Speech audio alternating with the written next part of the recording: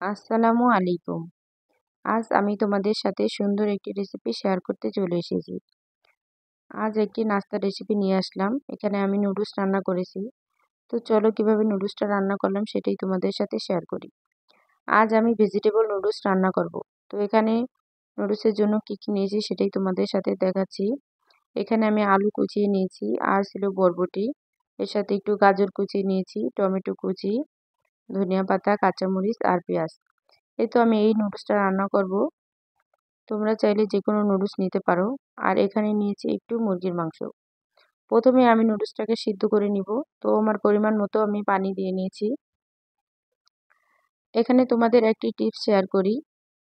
Noodles সিদ্ধ করার সময় যদি তোমরা পানিতে একটু তেল দিয়ে দাও, তাহলে নুডলসটা খুব ঝরঝরে হয় বা একটার সাথে আরেকটা গায়ে গায়ে লেগে যায় না।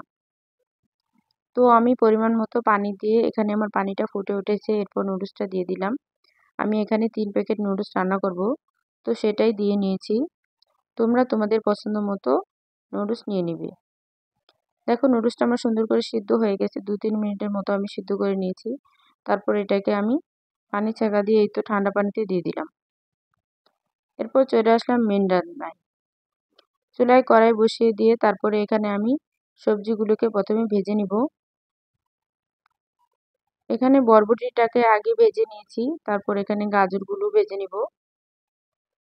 এগুলো ভেজে নিচ্ছি কারণ নুডলসের সাথে এই সবজিগুলো একটু কাঁচা কাঁচা থেকে যাবে, সেজন্য আগে একটু ভেজে নিচ্ছি।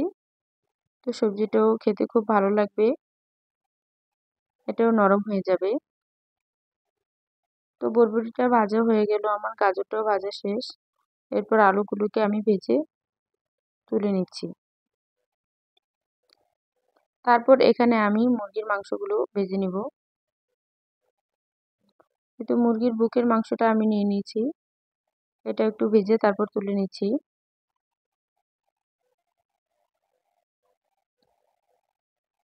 আর এখানে আমি তো সেই করে আর একটু তেল দিয়ে একটা ডিম ভেজে নিচ্ছি।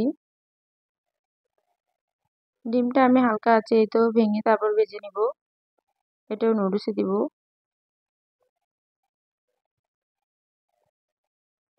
এই তো নরম করে ডিমটাকে আমি ভেজে তারপর তুলে নিচ্ছি। তারপর এই করে আরেকটু তেল দিয়ে এখন নুডলসটাকে রান্না করে নিব। প্রথমে পেঁয়াজ কুচি দিয়ে দিলাম। পেঁয়াজটা একটু হালকা করে ভেজে নিব, খুব কড়া করে ভাজবো না, নরম থাকা অবস্থায়। এই তো এখানে আমি অন্যান্য সবজিগুলো দিয়ে দিচ্ছি।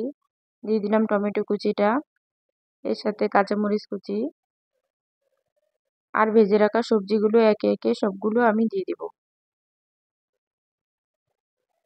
গাজর, আলু এগুলো সব দিয়ে দিলাম, তারপর একটু মিশিয়ে নিচ্ছি।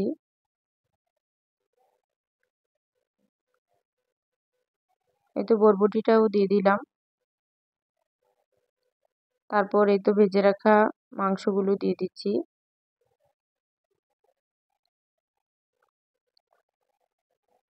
এরপরে দিয়ে দিলাম মশলাগুলো। তোমরা এভাবে একবার ট্রাই করে দেখতে পারো, খেতে খুব মজা হয়।